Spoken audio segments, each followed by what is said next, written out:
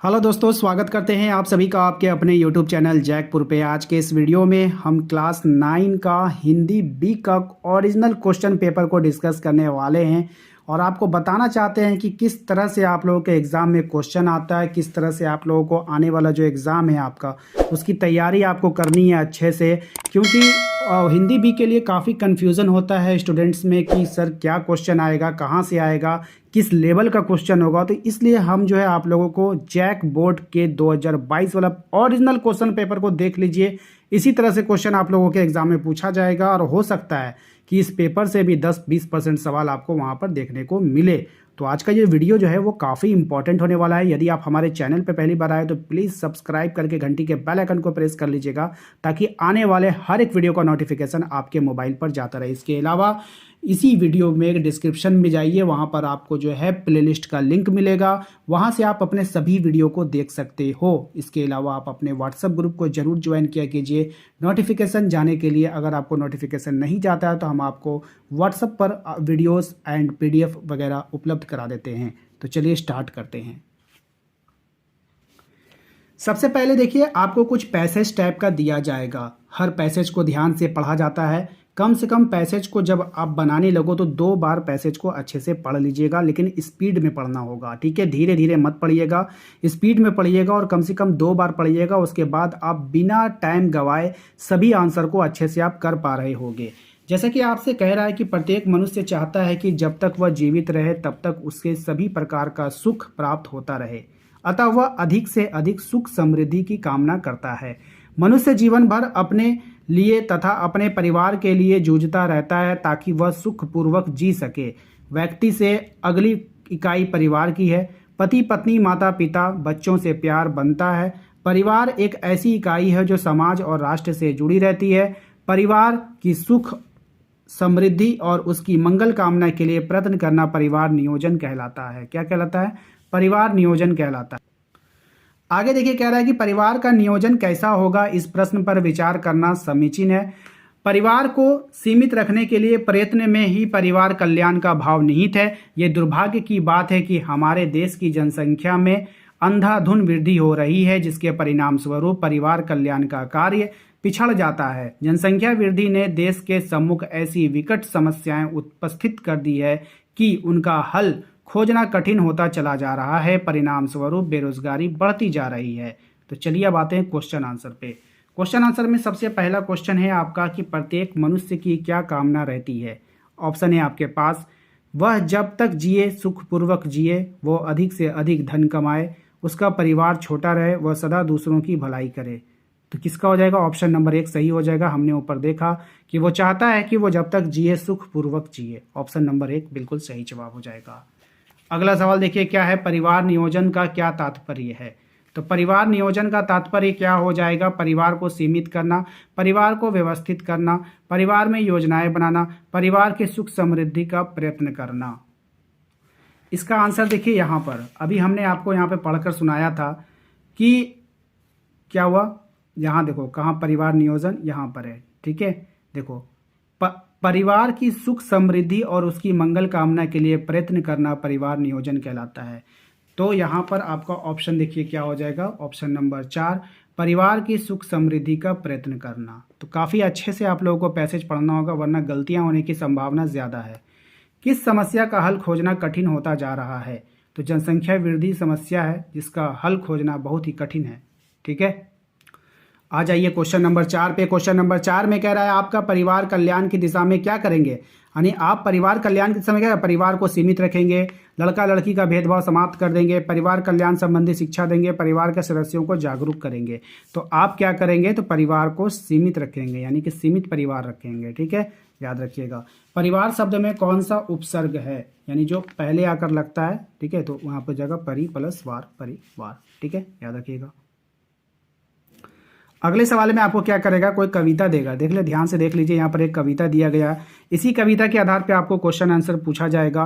कह रहा है चिड़िया को लाख समझाओ कि पिंजड़े के बाहर धरती बहुत बड़ी है, निर्मम है, वहाँ हवा में उन्हें अपने जिस्म की गंध तक नहीं मिलेगी। यूं तो बाहर समुद्र है, नदी है, झरना है, पर पानी के लिए भटकना है। यहाँ कटोरी में भरा जल गटकना है, बाहर दाने का टोटा है, यहाँ चुग्गा मोटा है, बाहर बहेलिए का डर है, निर्दय कंठ स्वर है। ठीक है, इस तरह से इसको पढ़ लीजिए। पढ़ने के बाद फिर देखिए यहाँ पे, फिर भी चिड़िया मुक्ति का गाना गाएगी, मारे जाने की आशंका से भरे होने पर भी पिंजरे से जितना अंग निकल सके निकालेगी, हारसू जोर लगाएगी और पिंजरा टूट जाने या खुल जाने पर उड़ जाएगी। तो देखिए कभी कभी होता है कि क्वेश्चन आप लोगों का हूबहू रिपीट भी कर सकता है, इसलिए हर एक सवाल को अच्छे से देख लीजिए। इस कविता के लिए उचित शीर्षक क्या हो सकता है? तो चिड़िया की मुक्ति हो सकती है। ठीक है, सही जवाब देखिए। अब नेक्स्ट देखिए यहाँ पे क्या आ रहा है कि चिड़िया को बाहर पानी के लिए क्यों भटकना पड़ता है? क्योंकि बाहर पानी ढूंढने दूर दूर तक जाना पड़ता है। क्योंकि पिंजरे में पानी नहीं है। क्योंकि पिंजरे में पानी है। क्योंकि बाहर पानी ढूंढने दूर दूर जाना पड़ता है। बाहर पानी ढूंढने व पीने के लिए मेहनत करनी पड़ती है। चिड़िया को बाहर पानी के लिए क्यों भटकना पड़ सकता है? आपको क्या लगता है इसका सही जवाब क्या होगा? तो मेरे हिसाब से ये जो ऑप्शन है ये नहीं होना चाहिए, क्योंकि पिंजरे में पानी नहीं है इसलिए उसको पिंजरे से बाहर निकलना होगा। ऑप्शन नंबर 1 हो जाएगा इसका। ठीक है, आप लोग देख लेना। नेक्स्ट देखो क्या है, कह रहा है कि बाहर प्राणों तक का खतरा होने पर भी चिड़िया मुक्ति का गाना क्यों गाना चाहती है? ठीक है, तो उसे प्राणों से कोई मोह नहीं, वह सुख सुविधाओं की आदी है, उसे गाने में आनंद मिलता है, उसके लिए आज़ादी के सामने सारी सुख सुविधाएं तुच्छ है। यानी क्वेश्चन आपसे कह रहा था कि बाहर प्राणों तक का खतरा है फिर भी चिड़िया मुक्ति का गाना क्यों गा रही है? क्योंकि उसे प्राणों की कोई मोह नहीं है। ठीक है, उसे प्राणों की कोई मोह नहीं है। ऑप्शन नंबर 1 हो जाएगा। ठीक है, आनंद उनंद नहीं मिलता है गाना गाने में, ये नहीं होगा। अगला देखो क्या है हमारा कि चिड़िया उड़ने के लिए क्या करेगी? तो चिड़िया उड़ने के लिए जितना अंग निकल सकेगा निकालेगी, मुक्ति का गाना गाएगी, पिंजरा खुलने पर ही उड़ेगा, मोटा चुग्गा चुगेगी। तो चिड़िया उड़ने के लिए क्या करेगी आपको बताना है। ठीक है, तो सही जवाब हो जाएगा इसका, जितना अंग निकल सकेगा निकालेगी। उसको मारे जाने का भी खतरा रहेगा फिर भी वो निकालना चाहेगी और निकालेगी। ठीक है, अगले सवाल पे आओ, देखो क्या कह रहा है अगला सवाल। अगले सवाल में देखो आपसे कह रहा है, क्वेश्चन नंबर 11 पे आओ। क्वेश्चन नंबर 11 पे आपसे कह रहा है कि यहाँ पे जो दिया है इसको मिलाकर कौन सा वर्ड बनेगा? तो वो बन जाएगा आपका परिवार बन जाएगा। रेफ से संबंधित सही वतरनी को चुनिए। तो रेफ क्या हो जाएगा? रेफ यहाँ पे आशीर्वाद में लगा हुआ है, देख लीजिएगा। अगला सवाल है कि कॉलेज में जोरदार संघर्ष करना पड़ा, इस वाक्य में किन चिन्हों का प्रयोग हुआ है? केवल नुक्ता नहीं भैया, नुक्ता भी हुआ है प्रयोग। केवल अर्धचंद्रकार नहीं, अर्धचंद्रकार भी हुआ। केवल बिंदु, बिंदु का भी प्रयोग किया गया है यहाँ पे देखो। तो यहाँ पर जो इनमें से सभी हो जाएगा। ठीक है, ध्यान से देखिएगा। गागर में सागर भरने मुहावरे का क्या अर्थ होता है? तो थोड़े में बहुत कुछ कह जाना, यह आंसर हो जाएगा। क्वेश्चन नंबर 15 पे देखिए क्या है कि हमें कभी कठोर वचन नहीं कहना चाहिए, रेखांकित शब्द का विलोम छाटिए। तो ये हो जाएगा आपका रेखांकित शब्द जो कठोर है, कठोर का क्या हो जाता है बताइए? सरल हो जाएगा। कठोर का क्या हो जाएगा? सरल हो जाएगा। नेक्स्ट है उपसर्ग शब्द के डैश लगाकर नए शब्द का निर्माण होता है। तो उपसर्ग में पहले लगाकर जो है नए शब्द को बनाया जाता है, और प्रत्यय कब लगता है? बाद में लगता है। कौन सा शब्द ई प्रत्यय से संबंधित नहीं है? ठीक है, भारतीय, परिवर्तीय और ईश्वरीय सभी में ई लगा हुआ है, लेकिन ये नहीं होगा। ठीक है, ऑप्शन नंबर 4 नहीं होगा, नहीं बोला है। ठीक है, होने का बोलता तो तीनों हो जाता। उसके बाद देखिए ये मोस्ट इंपॉर्टेंट है जो आप लोगों को हर बार एग्जाम में पूछता है। एक चिट्ठी दे देगा, चिट्ठी देने के बाद आपको बोलेगा फिर इन द ब्लैंक्स को भरने के लिए।